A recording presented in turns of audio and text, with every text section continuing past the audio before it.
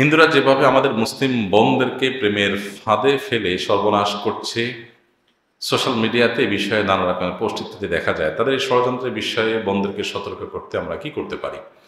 শিক্ষার্থী দারুন নাজাত কারণ মাদ্রাসা। দেখুন, এই ধরনের অনেকগুলো পোস্ট আমারও নজরে পড়েছে, আপনাদেরও নজরে পড়েছে যে এ ধরনের দুর্ভাগ্যজনক, খুবই ন্যাক্কারজনক ঘটনা ঘটছে। প্রথম কথা হলো যে এই জাতীয় বিষয়গুলোকে খতিয়ে দেখা আমাদের আইন শৃঙ্খলা রক্ষাকারী বাহিনী ভাইদের কর্তব্য। আমরা তাদের প্রতি উদাত্ত আহ্বান রাখতে চাই, তারা যেন এগুলোকে খতিয়ে দেখেন যে এগুলো আসলে কি হচ্ছে, নেপথ্য থেকে কারা কি করছে।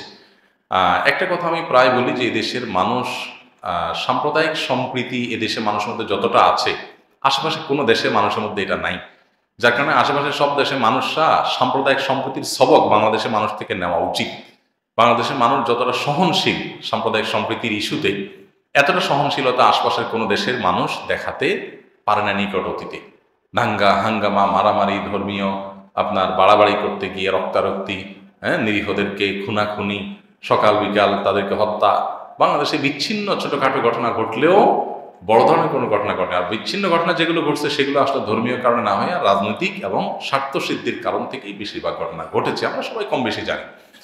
তো এই ধরনের পরিস্থিতির যারা আমাদের পরিবেশ ঘোলা করার চেষ্টা করছে, নানা রকমের উস্কানি দিচ্ছে এবং নানা রকমের সম্প্রীতি নষ্ট হওয়ার মতো কাজ করছে, সেগুলো যদি সিরিয়াসলি আমাদের আইন শৃঙ্খলা রক্ষাকারী বাহিনীর কর্তৃপক্ষ, বিভিন্ন এজেন্সি, দায়িত্বশীল ব্যক্তিবর্গ এবং অথরিটি তারা যদি না দেখেন, তাহলে এটা আমাদের কারোর জন্য কল্যাণ বয়ে আনবে না। এগুলোর মধ্যে কোনটা প্রপাগান্ডা সেগুলো বের করে এনে সেগুলোকে যেমন দৃষ্টান্ত শাস্তি দেওয়া উচিত এবং ঘটনাকে আড়াল না করে প্রকৃত ঘটনাকেও বের করে আনা উচিত। এটা তাদের কর্তব্য, তারা যেন পালন করেন, সেজন্য উদাত্ত আহ্বান থাকবে। না থাকলে তারা সহ আমরা সহ সবাই ক্ষতিগ্রস্ত হব। তাদের কর্তব্য তারা যেন পালন করেন, সেটি আমরা অবশ্যই জোর দাবি জানাচ্ছি। সেই সাথে আমাদের সমস্ত মুসলমানদের লক্ষ্য রাখতে হবে, বিবাহ বহির্ভূত সম্পর্ককে ইসলাম কি করেছে? হারাম করেছে। কেন হারাম করেছে আমরা সবাই জানি।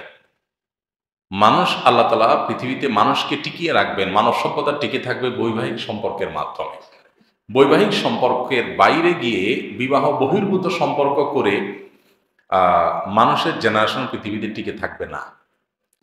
প্রমাণ কি? প্রমাণ হলো পৃথিবীর যে সমস্ত দেশে বিবাহ বহির্ভূত সম্পর্ককে অ্যাপ্রিসিয়েট করা হয়, বৈধতা দেওয়া হয়েছে এবং সামাজিকভাবে এটাকে দোষে কিছু মনে করা হয় না, এবং সেখানে বিয়ের বালাই নাই, মানুষ কোনো রকম আপনার মিউচুয়াল আন্ডারস্ট্যান্ডিং মাধ্যমে তার কাজ সেরে নেয়।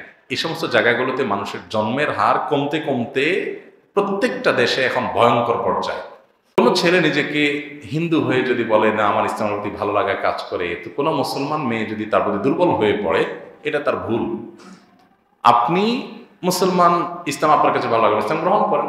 ইসলাম গ্রহণ করেন, আপনি ইসলাম গ্রহণ করেছেন আল্লাহর জন্য, দুনিয়ার কোনো উদ্দেশ্য নাই, এটা আপনি প্রমাণ করেন। এটা আপনি প্রমাণ হয়ে গেলে তারপরে যেখানে আল্লাহ আপনার নসিব রেখেছেন সেখানে বিবাহ হতে পারে। তো অনেক সময় এই ধরনের ফাঁদে মেয়েরা পড়ে, এটা পড়া উচিত না।